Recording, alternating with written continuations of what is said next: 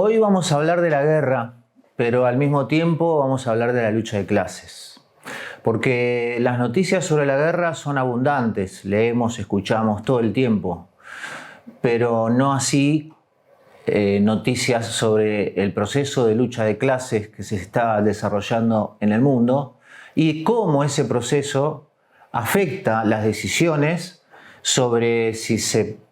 puede seguir llevando adelante un recrudecimiento de las acciones bélicas o al revés, la búsqueda de algún acuerdo de paz. Por supuesto que la situación mundial es gravísima, enmarcada en la crisis de superproducción capitalista, en donde la oligarquía financiera lo que busca a través de la guerra en marcha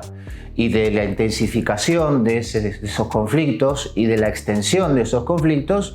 busca precisamente destruir fuerzas productivas para generar un nuevo ciclo de reproducción capitalista.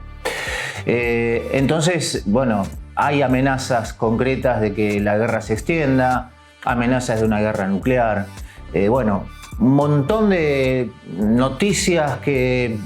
nos ponen en alerta realmente porque está en juego en gran parte el futuro nuestro como humanidad, digamos, ¿no? Pero, ¿qué pasa? Hay un problema estructural dentro de esta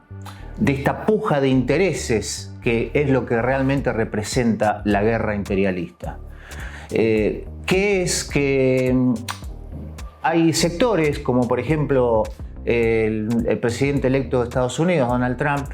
que dicen que mágicamente va a terminar con la guerra entre Rusia y Ucrania. Al mismo tiempo, países como de la Unión Europea, como el Reino Unido, Alemania, Francia,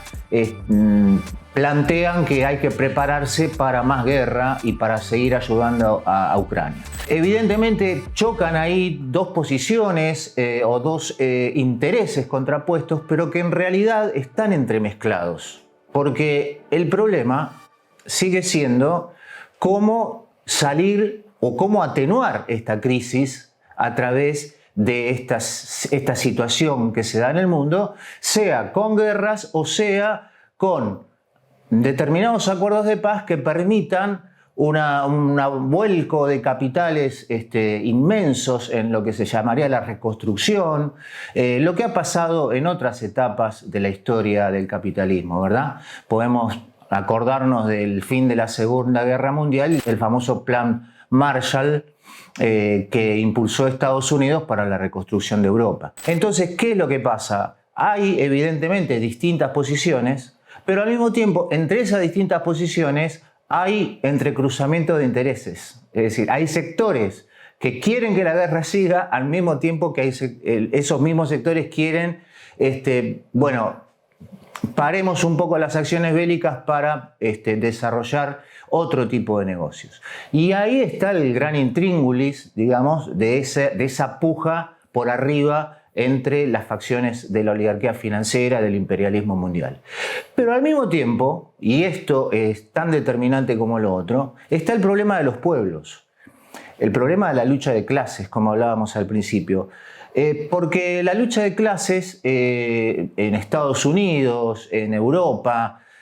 fundamentalmente, pero también en el resto de los continentes, como venimos nosotros difundiendo a través de nuestros medios, está en un alza permanente,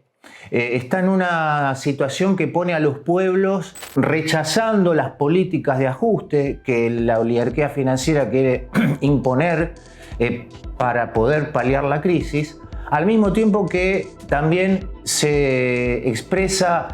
abiertamente el rechazo a la guerra imperialista, porque los pueblos han entendido, a diferencia de otras etapas, que la guerra solo sirve para matar trabajadores y trabajadoras y que la burguesía monopolista mundial termine resolviendo sus problemas o llevando adelante sus negocios. Entonces, este punto de la lucha de clases es un condicionamiento determinante para las decisiones políticas, porque las decisiones políticas que hay que tomar para llevar adelante más guerras o para que en algún momento parar esos conflictos y poder llevar adelante una reconstrucción, que por supuesto,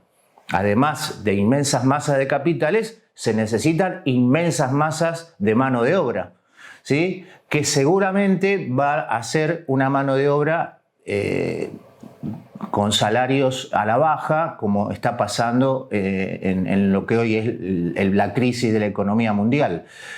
Entonces, esa contradicción entre el arriba y el abajo determina que las condiciones políticas para las decisiones que hay que tomar sean cada vez más inestables, sean cada vez más poco duraderas y efectivas. Entonces aparece un Trump que dice vamos a parar la guerra y aparecen otros sectores teóricamente aliados con Estados Unidos que dicen no, vamos a seguir la guerra. Aparecen nuevos conflictos como esta semana en Siria, una supuesta ofensiva de grupos opositores al gobierno de ese país. Y así un mare magnum de conflictos y de un desbarajuste mundial que tiene que ver con que la crisis capitalista es muy profunda, pero al mismo tiempo se profundiza más por la acción de los pueblos. Y eso es lo que no aparece en las noticias o no aparece en el análisis político. Pareciera ser que el imperialismo a nivel mundial tiene las manos libres para poder llevar adelante sus decisiones y en realidad esto no es así. Precisamente que no se escale en el conflicto bélico se debe a esta reacción de los pueblos y a esta expresión de lucha de clases que hace que las decisiones, como decíamos antes, sean cada vez menos estables y menos duraderas. Por eso, para la clase obrera internacional, para los pueblos del mundo, la respuesta en cada país a las posiciones guerreristas o no de la oligarquía financiera mundial, a las posiciones de ajuste contra el pueblo de la burguesía en esta etapa del capitalismo, es intensificar la lucha de clases y de esa manera seguir minando la posibilidad de que la burguesía siga adelante y profundizando sus planes de explotación y de opresión contra la humanidad.